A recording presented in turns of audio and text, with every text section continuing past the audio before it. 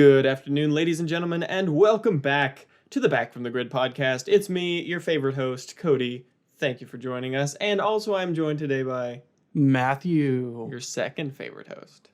Actually, you've got it. I think you had it a little bit wrong this time. I don't know what you're talking about. I don't know what you're talking about either. I'm clearly all of our listeners' favorites, of course. Of course. Obviously. So, Matthew, we're back.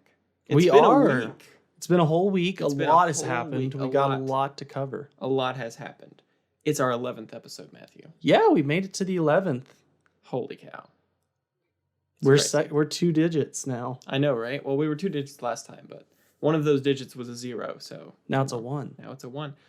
Okay, so, Matthew, what have you been up to for the past week? What games have you been playing? What life events have happened to you? Tell me some stuff. Work. All day long. Work. Think about school. Work. And Civilization 5, obviously. Why is that? Oh, it's because I've been playing a lot of Civ recently. Did somebody introduce you to this game? Cody was like, in his last podcast, when we were talking about games that we played as kids, and Cody talked about Civ. I saw that... I talked about an older version of Civ, but yes. And I looked into the game. I was like, okay, I'm interested. I'll give it a shot. I bought it. I bought Civ 5 Gold Edition with all the DLC, having a blast. I took down Japan, and now I'm a warmonger. Of course. And I'm invading all of Europe. As you do. I'm manifesting all the destiny, Cody. Yes. There's nothing wrong with that. Manifesting destinies is what we are all about.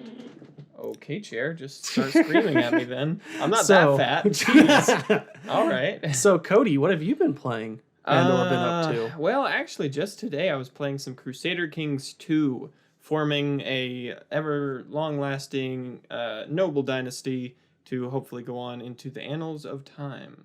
Oh, yeah? Yes, it's... we were based around Constantinople and working to spread our influence across the world. Oh. Yeah. Otherwise, work, school, work, school, work, school. But hey, Matthew, guess what? Yeah. What is it? Is it that time? It's that time. It's the reason why people come to this podcast. The only thing that y'all are here to hear. And of course, we tell you at the beginning so that you can just leave and then never have to worry about it again. Just come on back next week to listen to what I have to say right now. Matthew, are you ready for this? I am ready. In 143 days, do you know what's going to happen? I don't know. What will happen? Mount and Blade Bannerlord will be available for purchase. Awesome. That's great. Hey, also. Guess what? It now says on the Steam page, it will be available in March of 2020. Oh, snap. Hey, Thanos snap. I did see don't do that. That would get rid of it. That would break away half of the game, and it would take them another 20 years to get to release. I'm going to do it. I'm going to do it. All right, so Matthew. So, Cody, are you not excited? I am excited. I did see the other games were on sale on Steam. Yes, and I'm trying to convince you to buy them, but not if you don't think you want to play them. I will look into it. Yes, they're very good games. Mount and Blade Warband is a very good game. The later game is just a little iffy, but it's worth a play for sure, especially before Bannerlord comes out, so that you can understand why we do this segment every episode. Time. It's going to be weird when the game comes out, though, because then I can't do this anymore. That's when you do update videos on like how your progress is. You just start one gigantic future projects, Matthew. Future projects. There you go. I do actually want to do a full breakdown of what this game is going to be, but don't have the time just yet.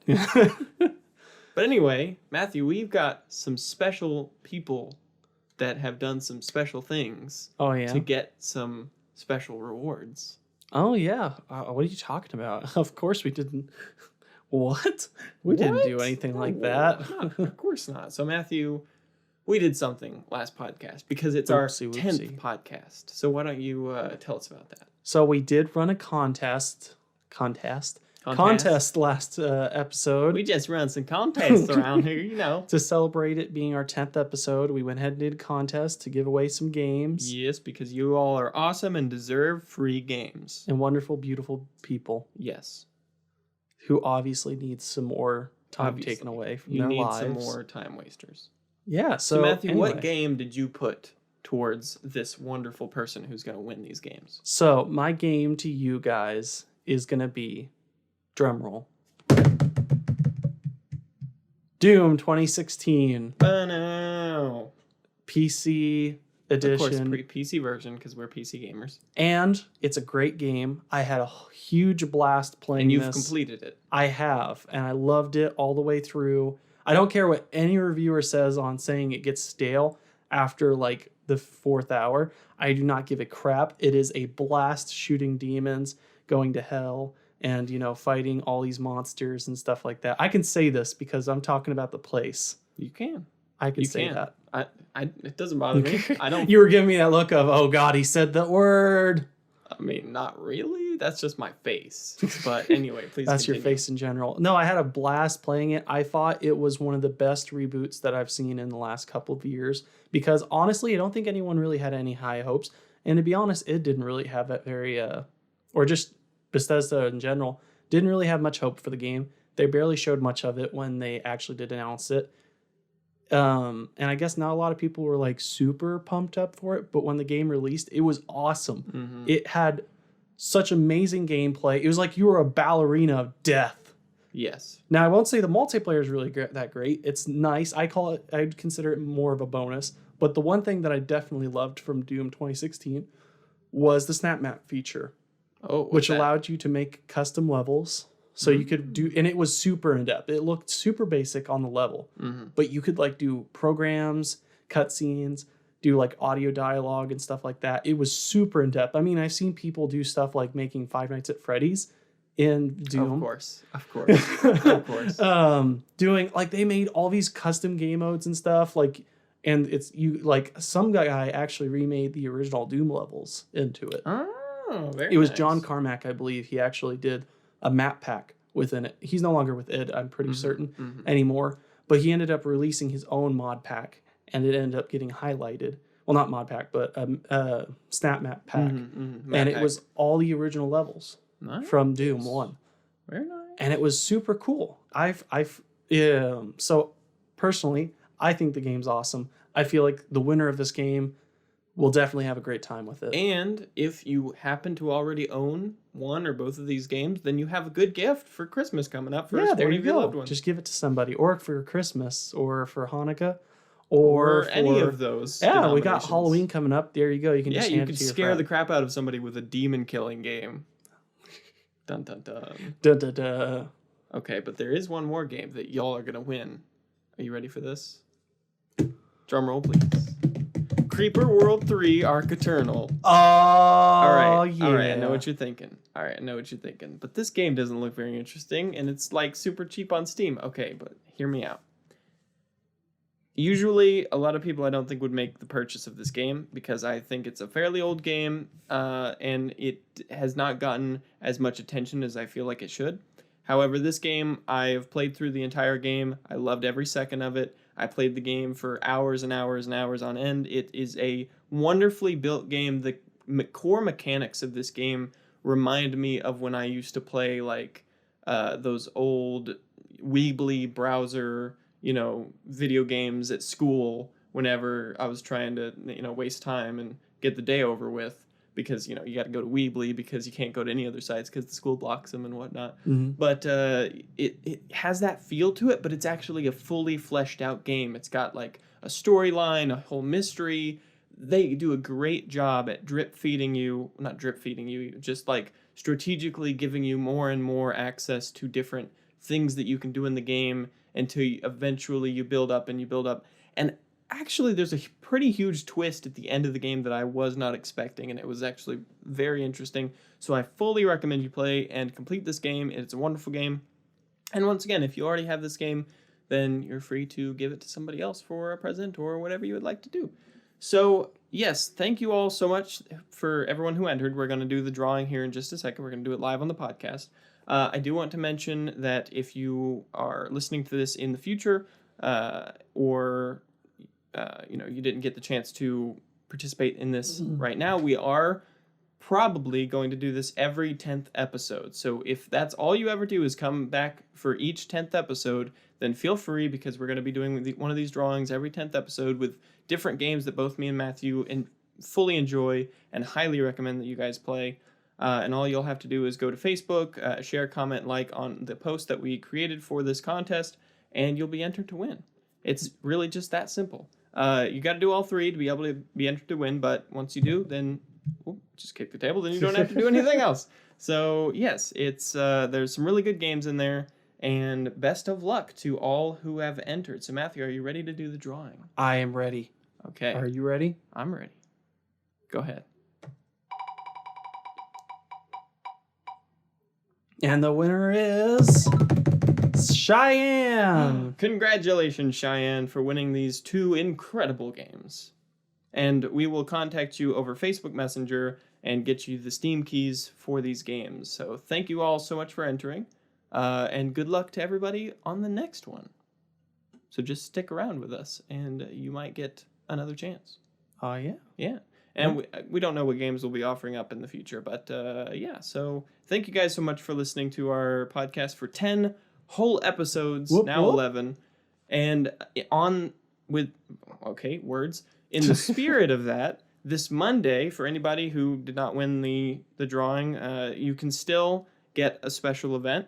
We're going to be streaming on Monday, the 14th of October, 10 a.m. to 2 p.m. So come on out, say hi, hang out with us. Actually, if you guys get there at the beginning of the game, then you're free to play with us. We're going to be playing Civ 5, and we're just going to be running a game until 2 o'clock, from 10 to 2. And if you guys want to play with us, then, I don't see any issue with that. You just have to, get there when the stream starts. Or you could just come, hang out, say hi, ask us questions, just, watch us be stupid in Civ 5.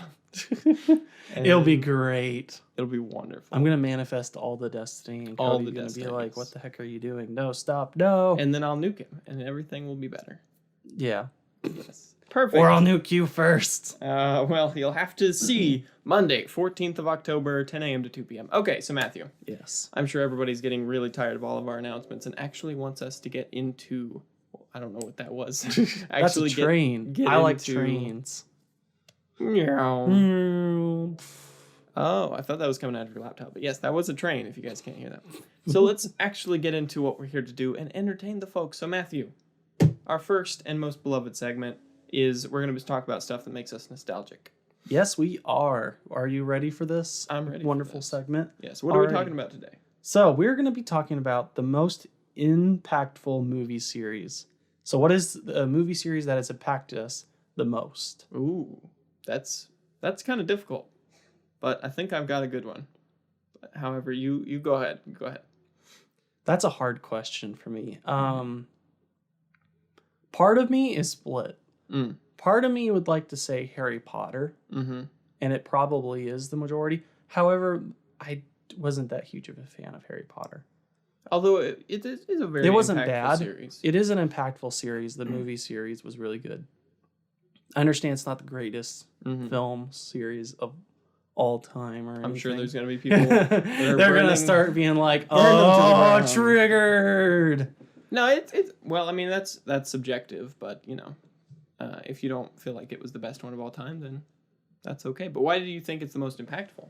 I still found it to be impactful because, it was Harry Potter. Right. It was such a big event whenever a movie would come out, in my opinion. Like, I'd always see these movie theaters, get lined up for the next one to come out. Like, what was the first one? The Sorcerer's Stone? Yeah, Sorcerer's Stone. I remember when that came out when I was, super, super young. Or, I remember my brother talking about it when I was, super, super young. And, it was huge. Yeah. And the later ones, especially, I remember the Goblin of Fire. Oh man, that was such a huge thing back when I was young. A good way to think about it, it's basically our generation's Star Wars. Yeah, that's what I would consider it. A lot of the younger generation, the millennial and generation, what is it? Gen Z. A lot of them are Harry Potter fans, or I feel like the majority of fans are from those two. Well, yeah, because the whole series, between the movie series anyway, between launch and the final movie, which now apparently isn't the final movie, but whatever. I feel like I just realized something though. Now that you just made that analogy, it makes Fantastic Beast and Where to Find Them more apparent, because you said it was like Star Wars. Are we in that prequel trilogy space? Oh no! What the first Fantastic Beasts was great. The second one, not so much. That's my opinion. Anyway, what I was gonna say is that the whole from start of the Sorcerer's Stone to the release of Deathly Hallows Part 2 was basically like the whole time a kid grows up. And we basically grew up with Harry Potter, and there would be new movies all the time. I didn't get into the series until it was like halfway out, and then I like caught up with it and tried to keep track with it, but it's a really good series. Yeah, no, it was a really good one. Another one that I really liked when I was from middle school to high school, and I'm going to sound stupid for it, Hunger Games. No, that's fair. It's better than Twilight. What? I don't know what you said. Your opinion. Although I agree with it. I mean, despite what people say, I mean, people are kind of like 50-50. People are kind of like, oh, all it is just a copy of that Battle Royale. Like, or Battle Royale, that Japanese or Chinese, like, book/movie.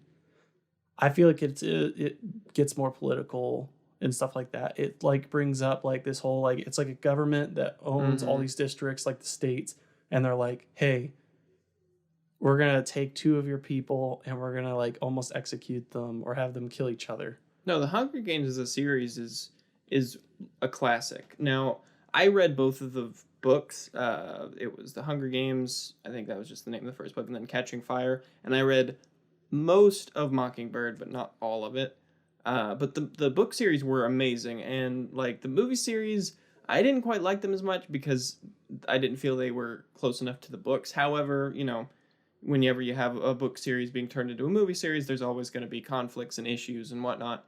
But yeah, no, I totally agree. I really like the whole idea of it as well.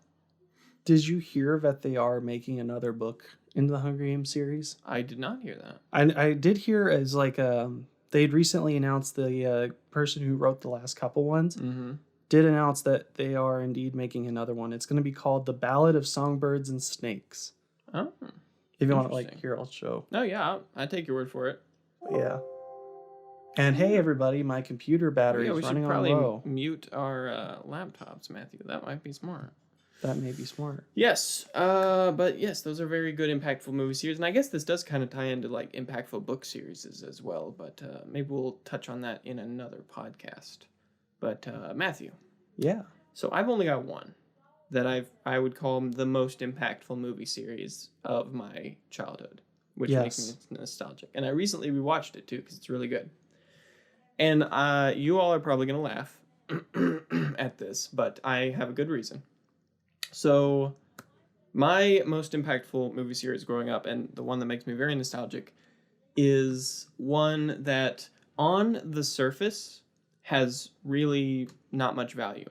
It's, you know, it's a pretty standard, was it Disney that made that? No, it was DreamWorks. DreamWorks animation. Oh. It's not Shrek.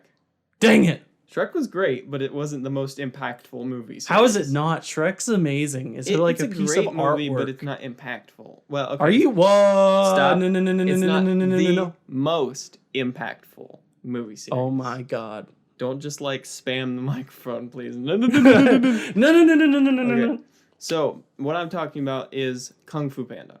Oh. Now, I know what you're thinking. It's stupid. What do you think? Okay. So, as a movie, I'm not saying that it's the best movie of all time. I'm not saying that it's better than any other things. I'm saying that growing up, shut your face. That growing up, it was the most impactful movie series for me personally. And that's because the first two, the third one was just like a good wrap up of the series, but it wasn't very impactful for me. But the first two, really spoke to me because growing up, I didn't have the best childhood. Who does? But the premise of the first movie, which if you don't know, I'm going to spoil it here. So skip ahead a little bit if you don't want spoilers. It's been out for like 10 years. So if I spoil it for you, I mean, kind of your own fault at this point. The premise of the first movie is that Poe, the main character, stumbles in to be chosen as the Dragon Warrior, the quote unquote apex, defender of Kung Fu in China and whatnot. And at first he's just a regular guy. He's, he loves Kung Fu, but he doesn't actually know how to do Kung Fu. So, he goes through the whole movie and he, learns and whatnot and trains and stuff. And overcomes hardships and whatnot of people not thinking that he could do it. And at towards the very end of the movie, you know, the big bad is coming up. He's getting really close. You know, it's time. He's gonna have to fight this guy who could like kill some of the greatest kung fu warriors of all time. And so he has to. The thing that would make him the Dragon Warrior is this scroll, and that's what the big bad is coming for. And so the scroll, he finally obtains the scroll, and they open it up. You know, he struggles with it for a second, tries to chew on it, get it open because he can't get it open. And then the little, you know, trash panda gets it open for him. He gets it out, he looks at it, and it's blank.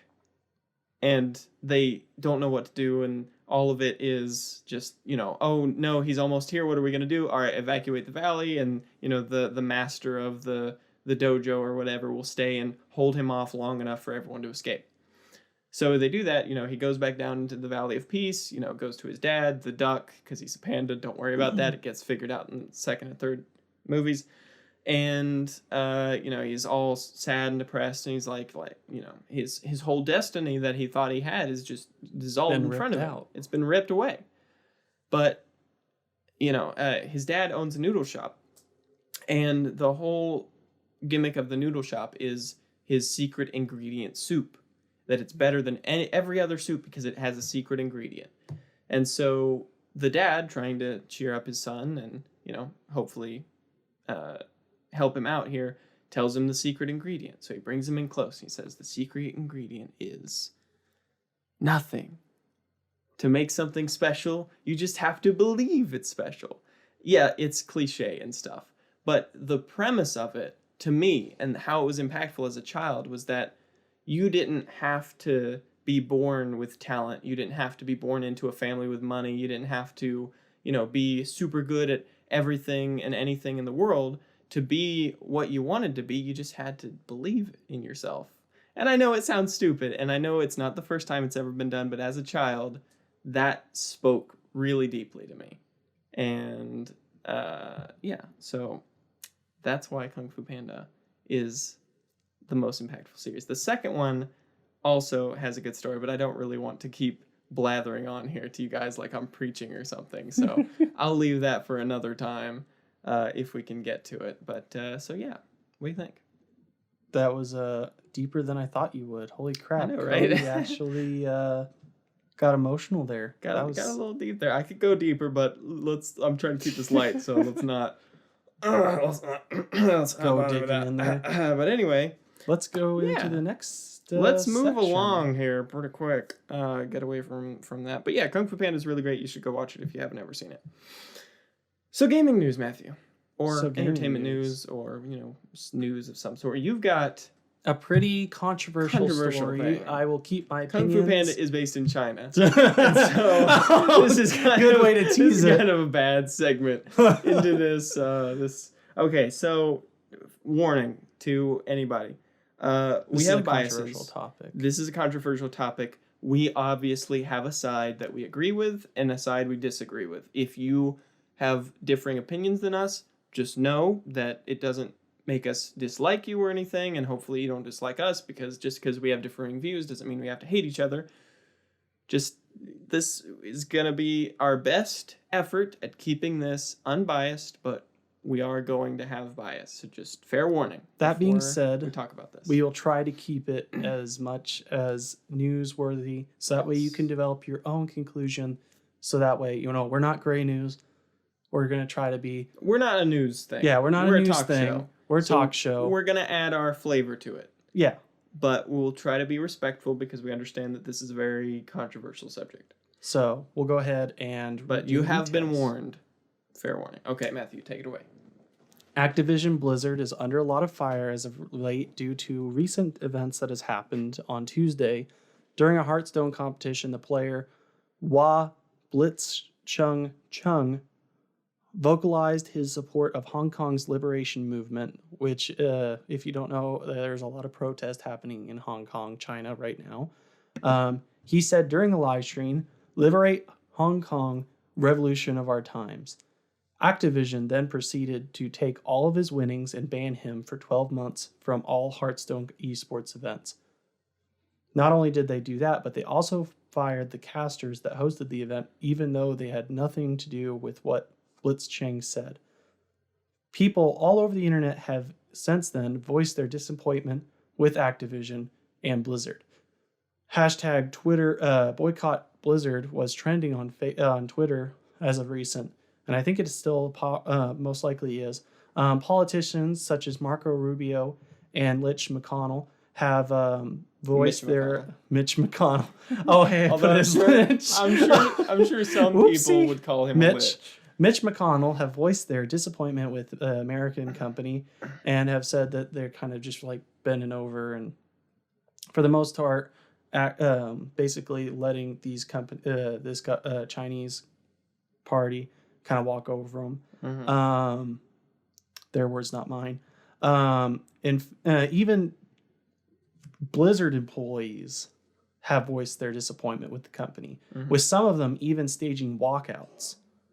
And in fact, at one point, one of the people that worked there, they have a statue up front from Blizzard's headquarters that says "Every voice matters." Mm-hmm. One of the employees proceeded to take up 2 pieces of paper and some office tape and cover that up as protest towards what Blizzard did. So Activision has since then released a public statement saying that they banned him not because of his actions, but because that he broke the rules, stating, as such, during an event, any contestants that speech can be deemed as offensive towards a group of the public, or speech is damaging towards Blizzard's image, will result in the removal of said event and the reduction of the player's prize pool money to $0. However, Activision's been trying to say, well, we're not doing that because we're trying to be sympathetic towards any which side. We did it because he clearly broke a rule and he clearly messed up. He shouldn't have done that.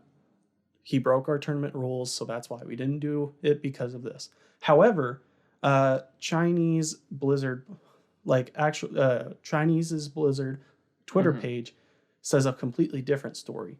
If you go to read one of their posts, which a kind Reddit user translated into English. Yep, they translated it into English. This is what it read. We are very angered and disappointed at what happened at the event and do not condone it in any way. We also highly object the spreading of personal political beliefs in this manner. Effective immediately, we've banned the contestant from events and terminated work with the broadcasters. We will always respect and defend the pride of your country. So yeah, that's the whole story. Mm-hmm. Cody, that was a lot to digest. Okay, so here's my thoughts. I'm going to try to say this in the best way possible. Obviously, the issue that is striking here, and the reason why it's so controversial, is it's a competing ideologies. There's democracy and communism. I'm not going to say that I'm not going to try to spark that debate. Obviously, some people think one ideology is better, and some other people think another ideology is better. I personally have my own beliefs. I very much think highly of one of those ideologies and very much think very poorly of one of the other ideologies, but I'm not going to specify because we try to keep this light. Don't want to get political. I really don't want to get political, but I feel like that's why it's so controversial, because it's too conflicting. Yeah, a company that is based in a country that has one ideology has acted upon a person utilizing that ideology in the way of a separate country with the separate ideology. And I feel like that's where the issue here comes from, because, okay, I just have to be blunt about it.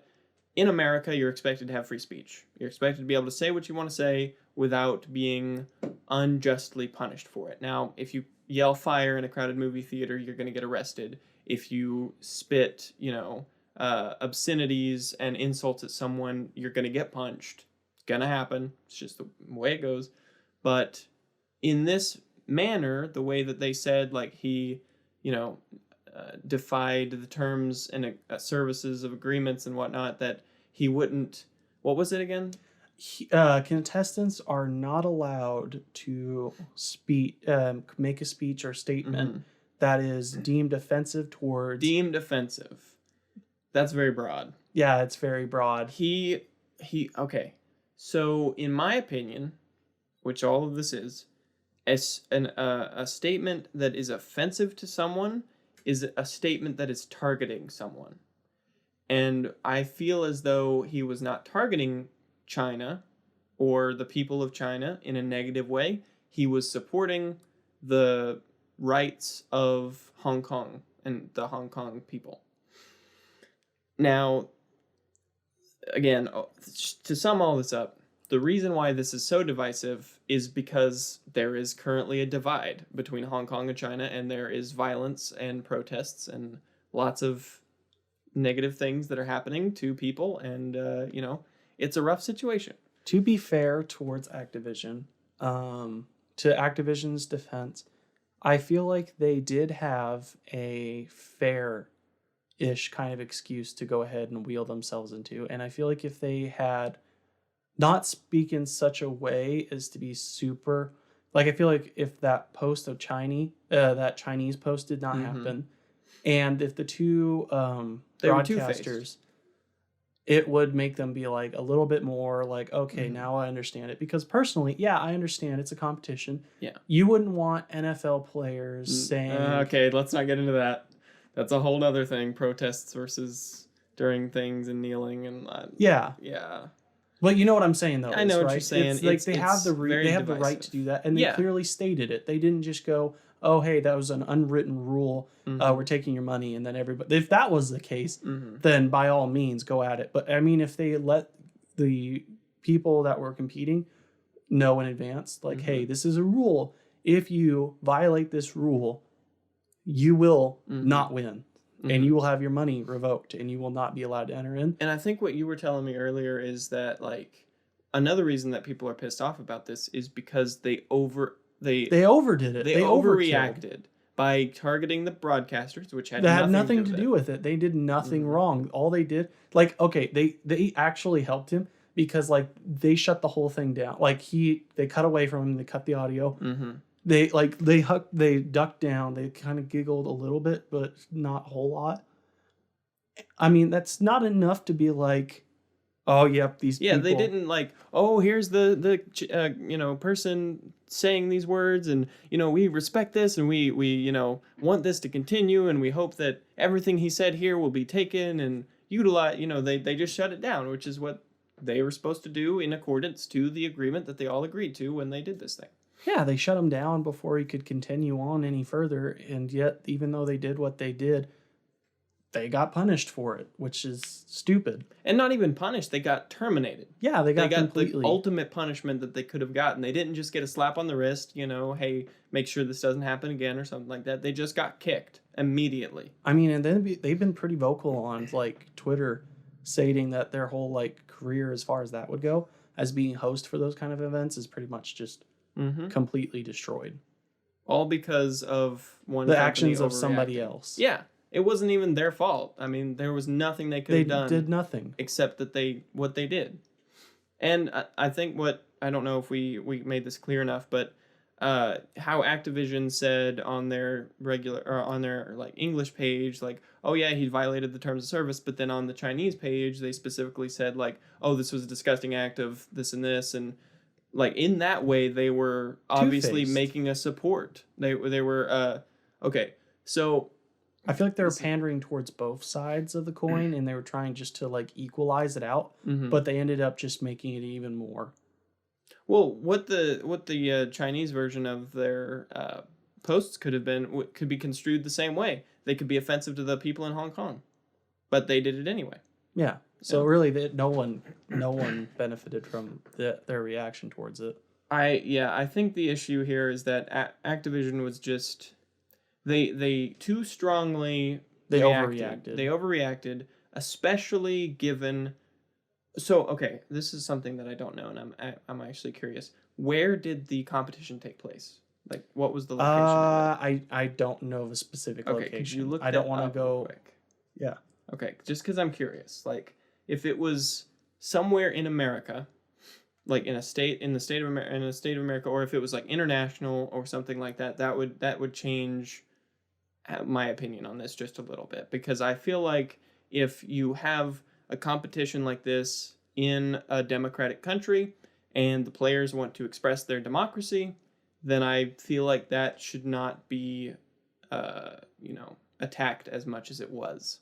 But if it was something international, then I could understand their,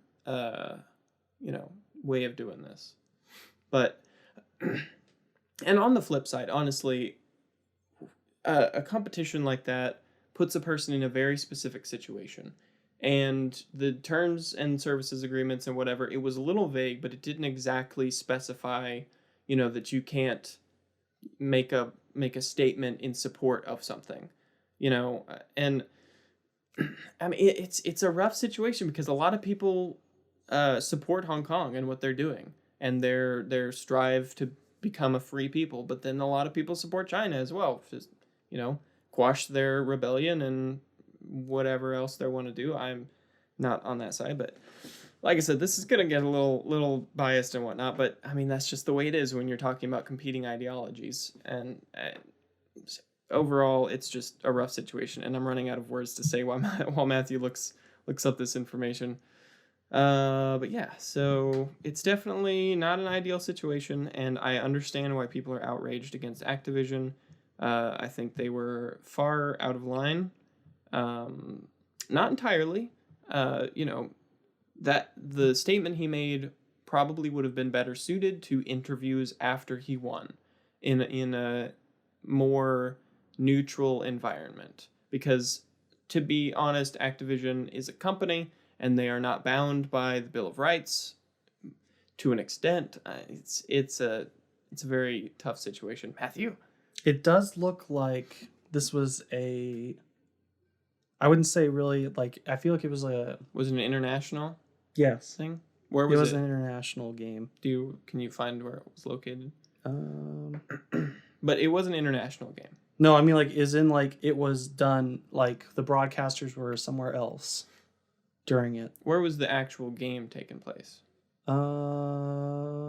It's looking like he was I don't want to say anything because they don't have any information on it. I mean, I've already done the digging as far as, like, trying to find out where this event took place.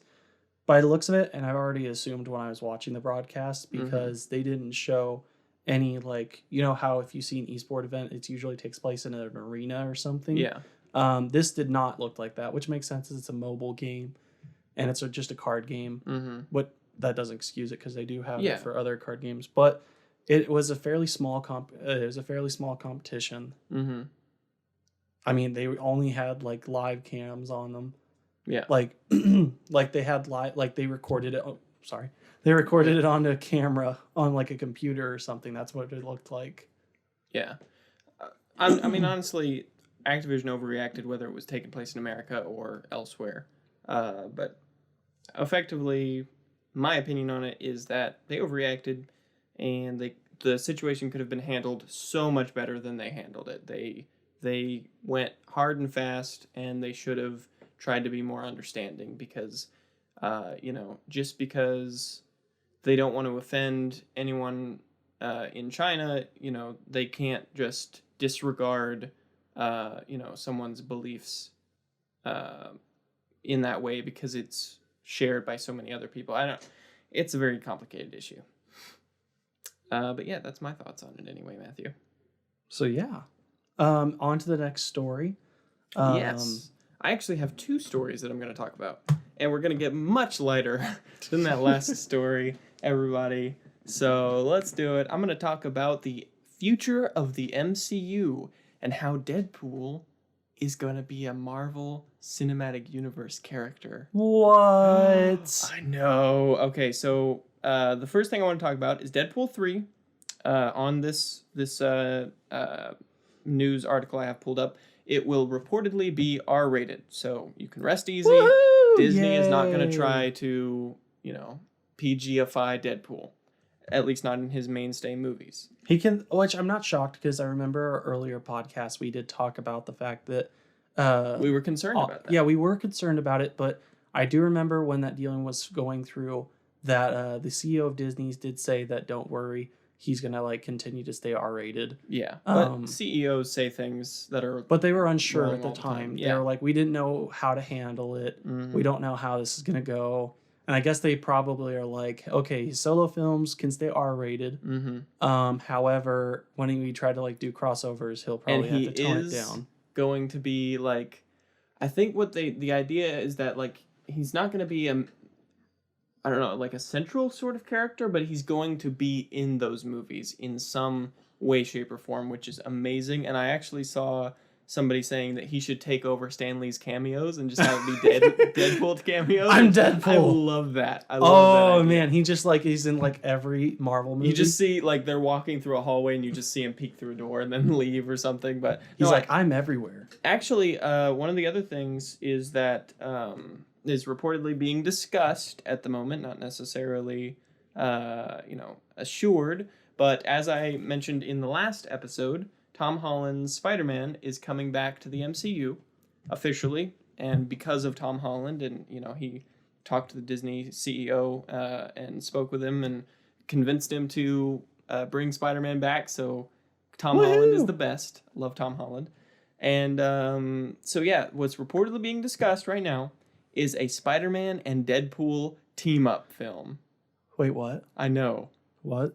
Because as far as I understand, in the comics, Spider-Man and Deadpool are like best friends. Yeah, they are. Yeah. Yeah. So we actually might get an MCU Marvel film of Spider-Man and Deadpool together.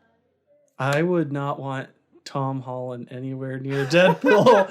He's like, no, don't put him near him. He's going to corrupt him. Okay, but I am protect him, cover his ears. So looking forward to this. I was not okay. After Endgame, I sort of lost any and all interest I had in the Marvel Cinematic Universe. Especially I watched Far From Home. Especially when Sony announced that they were... Yeah, especially like the series is ending and then they're going to take Spider-Man. It's like, okay, well, everything's falling apart now and what's the point? But now Spider-Man's back and, okay, so I watched Far From Home. I didn't enjoy it as much as I would usually enjoy an MCU film. Was it better than Homecoming, would you say? Well, that just depends on your perspective. It has a much broader... it has a much broader existence than Homecoming. It's not just like Spider-Man is some side character trying to save a plane full of artifacts. He's actually like coming into his own in this film. And I mean, it's a good film, don't get me wrong. I'm not saying it's a bad film. I know for a fact that this is a good film. It just didn't quite stick with me as Marvel films usually do. But with the ending credit scenes, it made it worth it. It made it worth it. And I'm going to go ahead and tell you what they are. So if you haven't seen Spider-Man Far From Home, go ahead and skip forward for a little bit. So the first end credit scene, you haven't seen Far From Home yet, have you? I have not, but I've already had it spoiled to me what happens. And also it's on DVD and Blu-ray now, so it's not really... So at the very end, Mysterio, quote-unquote, dies. Who knows, because he's Mysterio. Quote-unquote dies. Spider-Man doesn't necessarily kill him, but he doesn't necessarily save him either, as far as I remember. It's been a minute. So at the very end, Mysterio set up this whole contraption to oust Spider-Man, who he is, and make it look like Spider-Man did kill him in cold blood, which didn't happen, but that's what he made it look like. Why would people believe that, considering since Spider-Man... It was convincing. It was a convincing twist at the very end. But the thing that made it for me, that like solidified this movie as Marvel movie, MCU, things are gonna be okay as long as Sony and Disney Marvel play nice. Yeah, play nice. Was when, oh crap, what's his name? Hold on, Matthew, talk about stuff for a second. I have to look up an actor's name. Things. Wait, are you talking about Nick Fury? No, keep talking. So what kind of movies? Oh, hey, speaking of movies, Cody and me are actually planning on watching The Joker tonight as of we recording this, so Thursday. So that way we could potentially do a review of The Joker next podcast. So that's one thing to be excited for. I'm going to go... Got it. Oh, Okay, yes, we'll get back to that in a second. Okay, so what made this movie for me was the cameo by J. Jonah Jameson at the very end of the film, reprising his role that he was reprising his role as, I think it was like the character in the Spider-Man like video game. no, Hold on. No, he was the guy that like said Spider-Man is horrible, Spider-Man is awful. Yeah. And in a way, it was more like the video game, but reprising his role as the Tobey Maguire Spider-Man guy. Same guy so it was connecting the universes, and I love it. Obviously, it's the better version. I love it. The Tobey Maguire version. It. I love it. Except for Spider-Man 3. There has been rumors that Doctor Strange's multiverse movie or whatever could go into the Tobey Maguire universe. I would be down to see how Tobey Maguire's Spider-Man's been doing this whole time. Right? So, hold on. So Tobey Maguire Spider-Man, wasn't that Fox? No. That was Sony. It was Sony, really? Yeah, Sony. It was But I mean, they have the deal now, so they could intermingle that old universe and bring it back. I don't know. There's been whispers, nothing confirmed or anything. But you know what they could do? I am excited to see where this goes. You know what they could do? So excited. What? They could make it like Tobey Maguire's version of Spider-Man is like the Spider-Man from the Spider-Verse. Could bet. Oh. And actually, there was also talk about that's how they could bring live Miles action in. Miles. Like a live action Miles. I don't know if they're actually going to say that it's the Miles from the comic book universe movie from Into the Spider-Verse, but I would not be surprised if they found a way to link those, because that movie was the best Spider-Man movie ever made. Do you know Donald Glover from Homecoming? What's he look like? The guy that Spider-Man was on the boat. Friend? No, he was like trying to ask him where Vulture was, and he went like spiderweb. Let me look him up. He spiderwebbed his hand to the back of his car, and then he's like, "Dude, you gotta let me out." And he's like, "Oh, sorry, it's gonna take 2 hours." And then he's like, "I got ice cream in here." Oh, that's Donald Glover. Yeah. So, there's a rumor going around saying that guy is actually the uncle. Of Miles Morales? Oh, I could see that. And that makes sense if you go back and rewatch it. Yeah, I could see that. Okay, yeah. Because they gave him his own scene, which is really weird for a side character. And he did mention, I'm pretty sure he also did mention his nephew. Did he? Yeah. I don't know about that. He's hustling and all this, so for his nephew. Okay, yeah, but he didn't say the name of his nephew, though. Yeah, see? I don't know. I mean, they could they're leaving it open, man. They're leaving it open. I've also heard that Captain Marvel is going to be one of the leaders of the new Avengers. Oh, that's another thing. Deadpool is reportedly supposed to be joining the Avengers. Like, officially. Oh my god. I forgot about that until just now. So, there's so much good stuff, man. Oh, and Wolverine. And Wolverine is... Oh, they're trying to get Hugh Jackman back to play Wolverine, and they're going to make a Wolverine versus Hulk movie, but like with MCU characters. And then they're also making Fantastic Four. Dude, it's so great. It's going to be an exciting couple of years. Disney is a scary company now because they're way too big, but I don't care because I get my Marvel movies. Anyway, so moving along. Hey. I know we're running late, or we have 15 minutes until we have to leave for the movie. So, we should probably move. But we've had some really big things. Okay, so something I want to talk about just real quick. Last week's Versus segment, we had some technical difficulties, and we couldn't quite get the poll. Couldn't quite get the poll posted. So the poll didn't get posted, unfortunately. So we don't have a winner. It's just a draw for last week's, but we will get it posted this time. And we actually have a pretty interesting we do.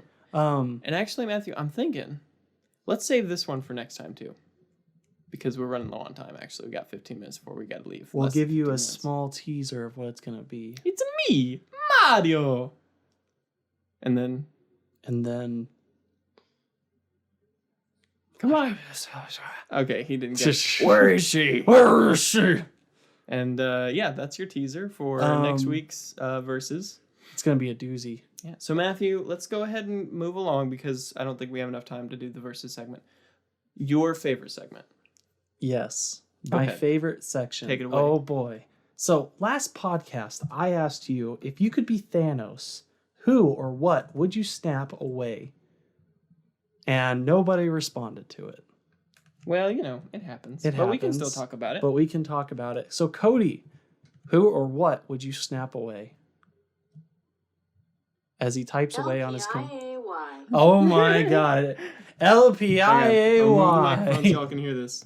LPIAY.